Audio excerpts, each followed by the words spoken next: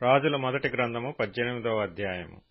అనేక దినములైన తరువాత 3వ సంవత్సరమందు యెహోవా వాక్కు ఏలియాకు ప్రత్యక్షమై, నేను భూమి మీద వర్షము కురిపింపబోవుచున్నాను, నీవు వెళ్లి అహాబును దర్శించుమని సెలవీయగా, అహాబును దర్శించుటకై ఏలియా వెళ్లిపోయెను. షోమ్రోనులో ఘోరమైన క్షామము కలిగియుండగా అహాబు తన గృహ నిర్వాహకుడగు ఓబద్యాను పిలిపించెను. ఈ ఓబద్య యెహోవాయందు బహు భయభక్తులు గలవాడై యెజెబెలు యెహోవా ప్రవక్తలను నిర్మూలము చేయుచుండగా గుహలో 50 మందిగా 100 దాచి అన్నపానములిచ్చి వారిని పోషించెను. అహాబు దేశములోని ఉదకదారులన్నిటినీ నదులన్నిటినీ చూడబోయి పశువులన్నిటినీ పోగొట్టుకొనకుండా గుర్రములను కంచరగాడిదలను ప్రాణములతో కాపాడుటకై మనకు గడ్డి దొరుకునేమో తెలుసుకొనుమని ఓబద్యాకు ఆజ్ఞ ఇచ్చెను. కాబట్టి వారు దేశమంతటా సంచరింపవలెనని చెరియొక పాలు తీసుకొని అహాబు ఒంటరిగా ఒకవైపునకును ఓబద్యా ఒంటరిగా నింకొక వైపునకును వెళ్ళిరి. ఓబద్యా మార్గమున పోవుచుండగా ఏలియా అతనిని ఎదుర్కొనెను. ఓబద్యా ఇతని నెరిగి నమస్కారము చేసి, నా ఏలినవాడవైన ఏలియావు నీవే గదా అని అడుగగా, అతడు నేనే అని చెప్పి, నీవు నీ ఏలినవాని దగ్గరకు పోయి ఏలియా ఇచ్చట ఉన్నాడని తెలియజేయమనెను. అందుకు ఓబద్యా, నేను చావవలనని నీ దాసుడనైన నన్ను అహాబు చేతికి నీవు అప్పగింపనేలా? నేను చేసిన పాపమేమి? నీ దేవుడైన యెహోవా జీవము తోడు నిన్ను చిక్కించుకొనవలనని నా ఏలినవాడు దూతలను పంపించని జనం ఒకటైననూ లేదు, రాజ్యం ఒకటైననూ లేదు. అతడు ఇక్కడ లేడనియు అతని చూడలేదనియు వారు ఆయా జనముల చేతను రాజ్యముల చేతను ప్రమాణము చేయించుచూ వచ్చిరి. నీవు నీ ఏలినవాని చెంతకు పోయి ఏలియా ఇచ్చట ఉన్నాడని చెప్పుమని నాకు ఆజ్ఞ ఇచ్చుచున్నావే. అయితే నేను నీ యొద్ద నుండి పోవు క్షణమందే యెహోవా ఆత్మ నాకు తెలియని స్థలమునకు నిన్ను కొంచుపోవును. అప్పుడు నేను పోయి అహాబునకు వర్తమానం తెలియజెప్పిన తరువాత నీవు అతనికి కనబడని ఎడల అతడు నన్ను చంపివేయును. అలాగున ఆజ్ఞ ఇయ్యవద్దు. నీ దాసుడనైన నేను బాల్యము నుండి యెహోవాయందు భయభక్తులు నిలిపిన వాడను. యెజెబెలు యెహోవా ప్రవక్తలను హతము చేయుచుండగా నేను చేసినది నా ఏలినవాడవైన నీకు వినబడినది కాదా? నేను యెహోవా ప్రవక్తలలో 100 మందిని గుహకు 50 మంది చొప్పున దాచి అన్నపానములిచ్చి వారిని పోషించితిని. ఇప్పుడు అహాబు నన్ను చంపునట్లుగా నీ ఏలినవాని దగ్గరకు పోయి ఏలియా ఇచ్చట ఉన్నాడని చెప్పుమని నీవు నాకు ఆజ్ఞ ఇచ్చుచున్నావే అని మనవి చేయగా, ఏలియా, ఎవని సన్నిధిని నేను నిలబడియున్నానో ఇశ్రాయేలు దేవుడైన ఆ యెహోవా జీవము తోడు నిజముగా ఈ దినమున నేను అహాబును దర్శించుదునని చెప్పుచున్నానెను. అంతటా ఓబద్యా అహాబును ఎదుర్కొనబోయి ఆ వర్తమానమును తెలియజేయగా, ఏలియాను కలుసుకొనుటకై అహాబు బయలుదేరెను.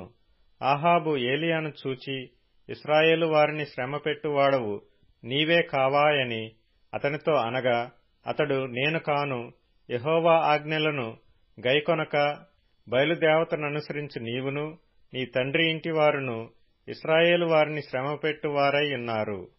అయితే ఇప్పుడు నీవు ఇశ్రాయేలు వారినందరినీ యెజెబెలు పోషించుచున్న బయలుదేవత ప్రవక్తలు 4050 మందిని, అషేరాదేవి ప్రవక్తలైన 400 మందిని నా యొద్దకు కర్మెలు పర్వతమునకు పిలువనంపుమని చెప్పెను.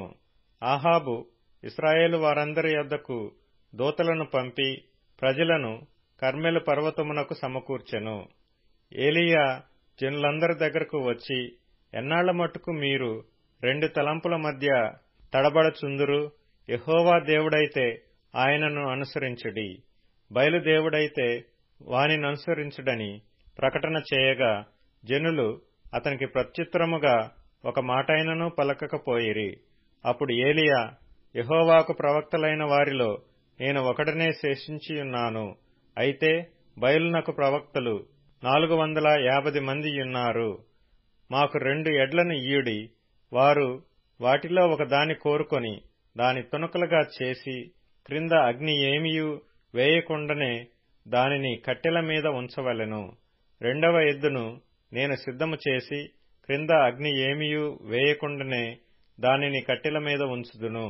తరువాత మీరు మీ దేవత పేరును బట్టి ప్రార్థన చేయుడి.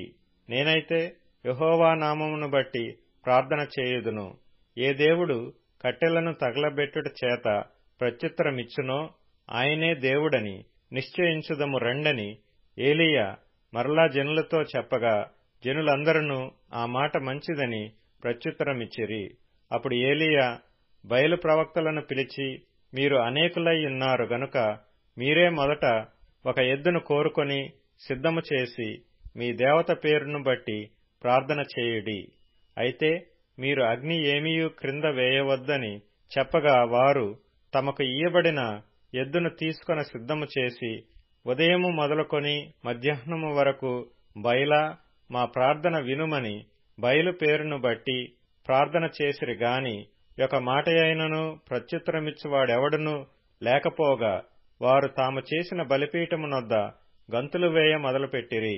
మధ్యాహ్నము కాగా ఏలీయా, వాడు దేవుడైయున్నాడు, పెద్ద కేకలు వేయుడి, వాడు ఒకవేళ ధ్యానము చేయుచున్నాడేమో, దూరముననున్నాడేమో, ప్రయాణము చేయుచున్నాడేమో, వాడు నిద్రపోచున్నాడేమో, మీరు ఒకవేళ లేపవలసియున్నదేమో అని అపహాస్యము చేయగా వారు మరి గట్టిగా కేకలు వేయిచు రక్తము కారు మట్టుకు తమ మర్యాద చొప్పున కత్తులతోనూ శస్త్రములతోనూ తమ దేహములను కోసికొనుచూ నుండిరి.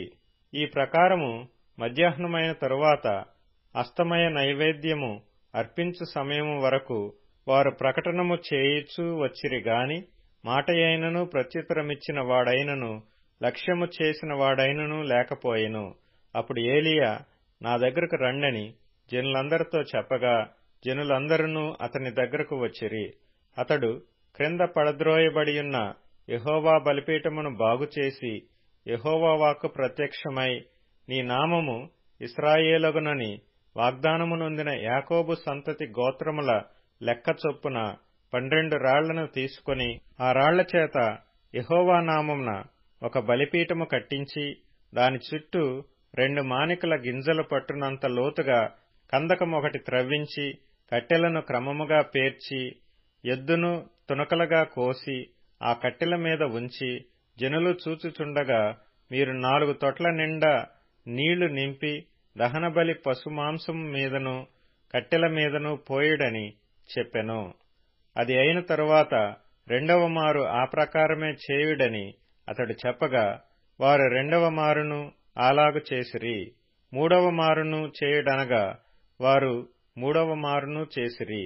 అప్పుడు ఆ నీళ్లు బలిపీఠము చుట్టూను పొర్లి పారెను. మరియు అతడు కందకమును నీళ్లతో నింపెను. అస్తమయ నైవేద్యము అర్పించు సమయమున ప్రవక్తయగు ఏలీయా దగ్గరకు వచ్చి ఇలాగు ప్రార్థన చేసెను. యెహోవా, అబ్రహాము, ఇస్సాకు, ఇశ్రాయేలీల దేవా, ఇశ్రాయేలీల మధ్య నీవు దేవుడువై ఉన్నావనియు నేను నీకు సేవకుడనై ఉన్నాననియు ఈ కార్యములన్నీయు నీ సెలవు చేత చేసితిననియు ఈ దినమున కనపరచుము. యెహోవా, నా ప్రార్థన ఆలకించుము. యెహోవావైన నీవే దేవుడువై ఉన్నావనియు నీవు వారి హృదయములను నీ తట్టుకు తిరగజేయదువనియు ఈ జనులకు తెలియనట్లుగా నా ప్రార్థన అంగీకరించుము. అతడు ఈలాగన ప్రార్థన చేయుచుండగా యెహోవా అగ్ని దిగి దహనబలి పశువులను, కట్టెలను, రాళ్లను, బుగ్గిని దహించి కందకమందున్న నీళ్లను ఆరిపోచేసెను. అంతట జనులందరూ దాని చూచి సాగిలపడి యెహోవాయే దేవుడు, యెహోవాయే దేవుడు అని కేకలు వేసిరి. అప్పుడు ఏలీయా ఒకనినైనా తప్పించుకొని పోనీయక బయలు ప్రవక్తలను పట్టుకొనుడని వారికి సెలవీయగా జనులు వారిని పట్టుకొనిరి. ఏలీయా కీషోను వాగు దగ్గరకు వారిని కొనిపోయి అక్కడ వారిని వధించెను. పిమ్మట ఏలీయా, విస్తారమైన వర్షము వచ్చున్నట్లుగా ధ్వని పుట్టుచున్నది, నీవు పోయి భోజనము చేయుమని ఆహాబుతో చెప్పగా ఆహాబు భోజనము చేయబోయిన గాని ఏలీయా కర్మెలు పర్వతం మీదికి పోయి నేల మీద పడి ముఖము మోకాళ్ల మధ్య ఉంచుకొనెను. తరువాత అతడు తన దాసుని పిలిచి, నీవు పైకి పోయి సముద్రము వైపు చూడుమనగా, వాడు మెరక ఎక్కి పారజూచి ఏమీ కనబడలేదనగా, అతడు ఇంకా 7 మారులు పోయి చూడుమని చెప్పెను. 7వ మారు అతడు చూచి, అదిగో మనిషి చెయ్యి అంత చిన్న మేఘము సముద్రము నుండి పైకి ఎక్కుచున్నదనెను. అప్పుడు ఏలీయా, నీవు ఆహాబు దగ్గరకు పోయి, నీవు వెళ్లకుండా వర్షము నిన్ను ఆపకుండునట్లు నీ రథమును సిద్ధపరచుకొని పొమ్మని చెప్పుమని వానిని పంపెను. అంతలో ఆకాశము మేఘములతోనూ గాలివానతోనూ కారు కమ్మెను. మోపైన వాన కురిసెను గనుక ఆహాబు రథమెక్కి యెజ్రెయేలునకు వెళ్లిపోయెను. యెహోవా హస్తము ఏలీయాను బలపరచగా, అతడు నడుము బిగించుకొని అహాబు కంటే ముందుగా పరిగెత్తుకుని పోయి యెజ్రెయేలు గుమ్మమునొద్దకు వచ్చెను.